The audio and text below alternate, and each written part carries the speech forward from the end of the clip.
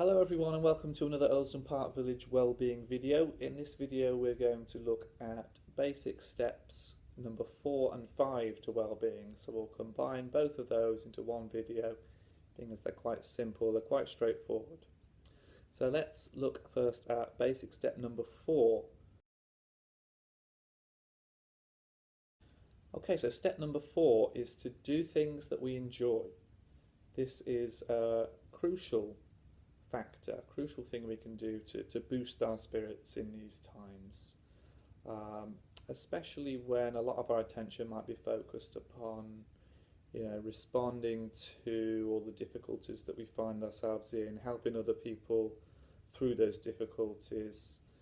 Often we are only able to do that if we're in a good mood, right? If we feel well within ourselves. So that means that we need to make sure we have things in our life that we do genuinely find satisfaction in. These things shouldn't be considered guilty pleasures that stop us from doing more important things. They're actually crucial things that help us be able to do useful things for other people.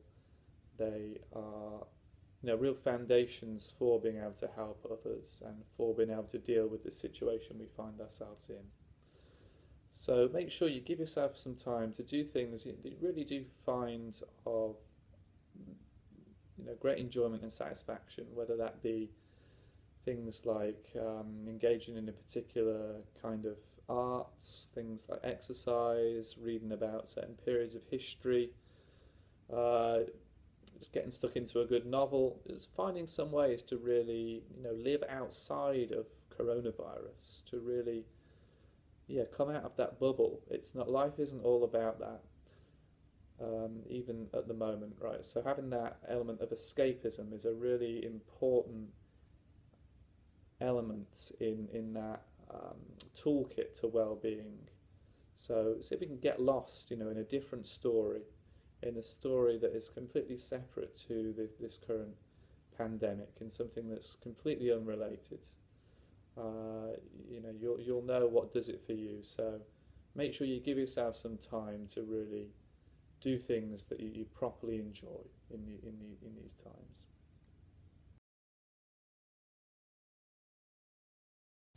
Now, basic step number 5 is really the healthy counterbalance to step number 4. These two go hand in hand. So as well as thinking about what we enjoy, we can also spend some time thinking about how we can help other people. So this is step number 5 to well-being, helping others.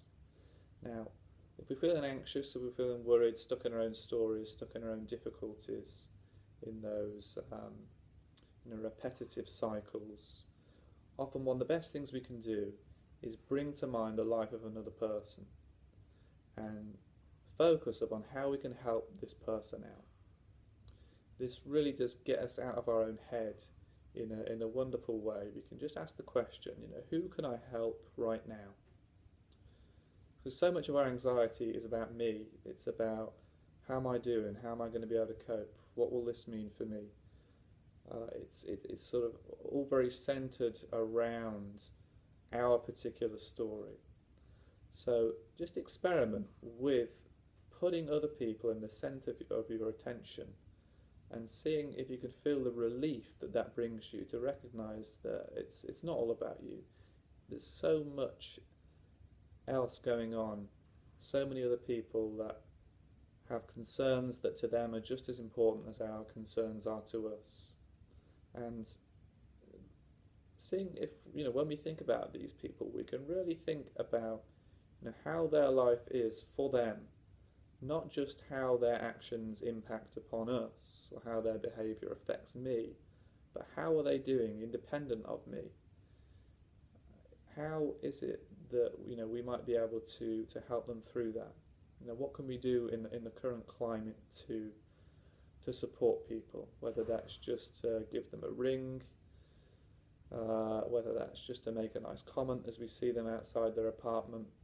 Just focusing on these small but concrete steps that we can take to support the well-being of others is such an underappreciated way of boosting our own well-being, getting us out of our own stories and into something more satisfactory.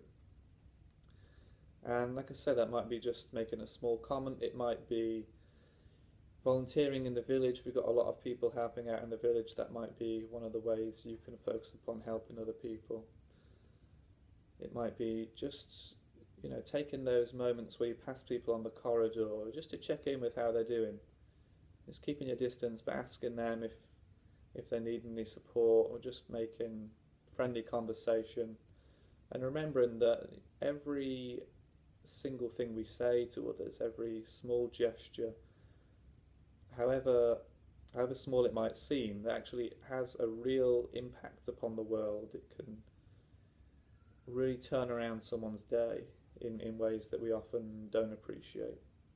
So no kind word is wasted, and remembering that helps us to really focus upon bringing step number 5 into our lives, which is helping other people.